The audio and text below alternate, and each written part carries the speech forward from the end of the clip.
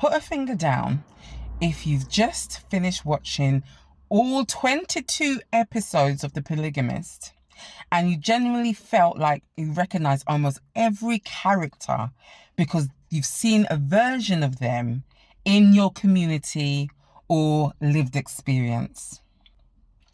Now, put a finger down if you're a psychosexual therapist and your brain has been analyzing every interaction, every power dynamic, every family role, and every sexual script instead of just watching the blood clot show.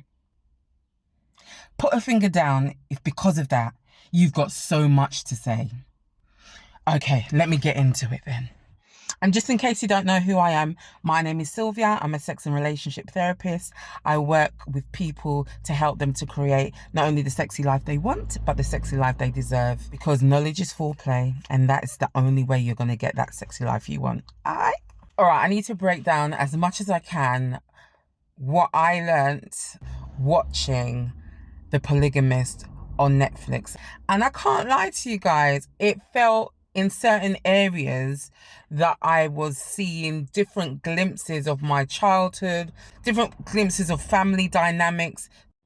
It just felt like I was at some sort of dysfunctional family reunion that I have lived in some capacity, being Black and of African descent. That's just how it felt.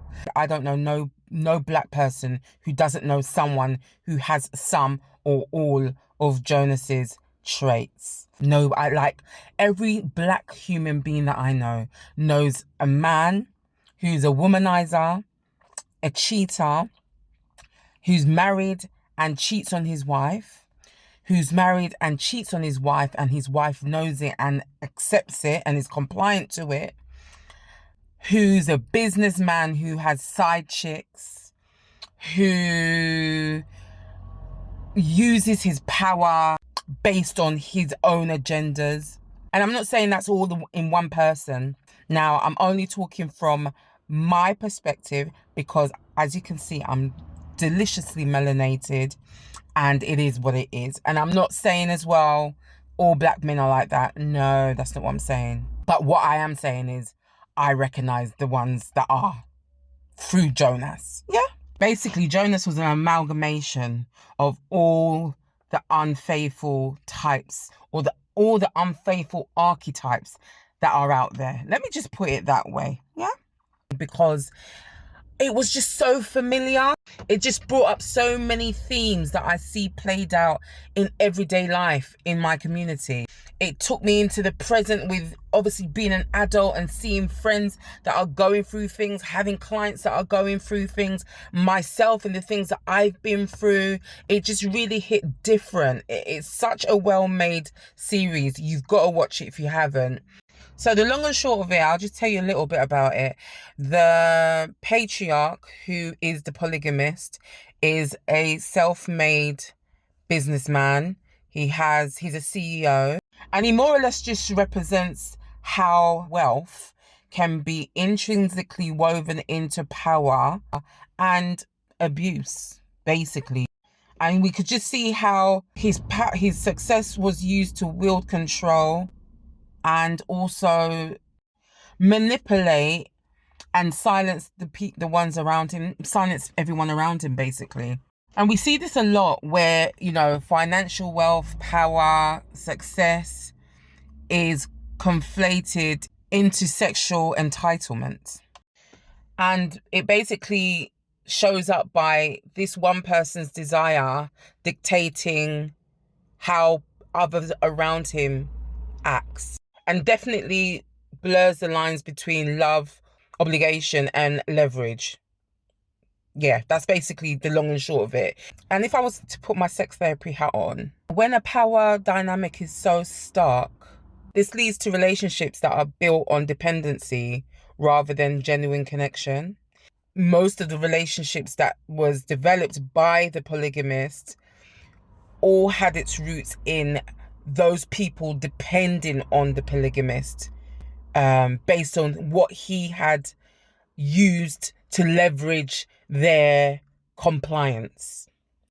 And you see it with all the others around him in terms of trying to keep up these, well, for want of a better word, keep up appearances and make out that everything is fine and dandy when really they're all suffering in silence. And unfortunately, I have to say these because most of these people also were enablers in order to reap the gains from doing so.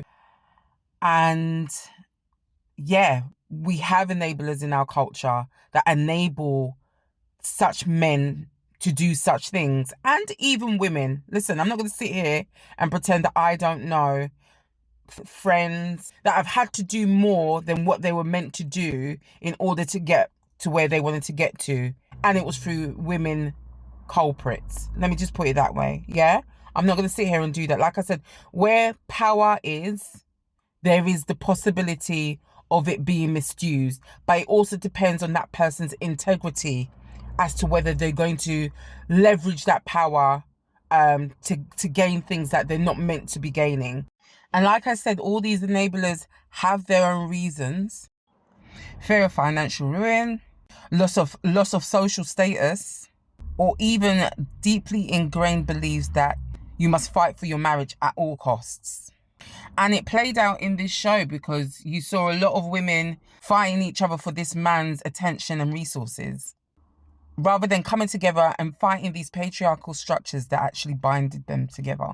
So for me, it's more to do with why those women or those enablers couldn't say no or found it hard to say no, as opposed to why they were compliant in this man's behaviors. Because sometimes the imbalance between the power that has been yielded over you versus the things that you can lose by saying no pushes you into a corner and causes you to do things that you wouldn't normally consent to. And so for me, that's what this series kind of really highlighted as well. The cost of saying no. And for me, I just wonder, people having these lived experiences, what is the emotional toll it takes on them in regards to upholding such facades? Something I really found interesting was the contradictory socialization of the younger women. On one hand, we had the younger women and the daughters being chastised for the clothes that they were wearing, or deemed to be disrespectful to the patriarch, who was doing so much bloody wrong.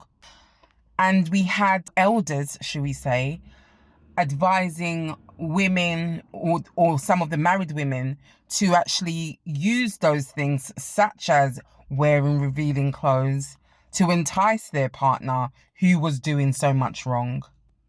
Again, centering, I guess, the male gaze as to how to act in oneself. This is one of the tightropes I've seen a lot of black women having to walk.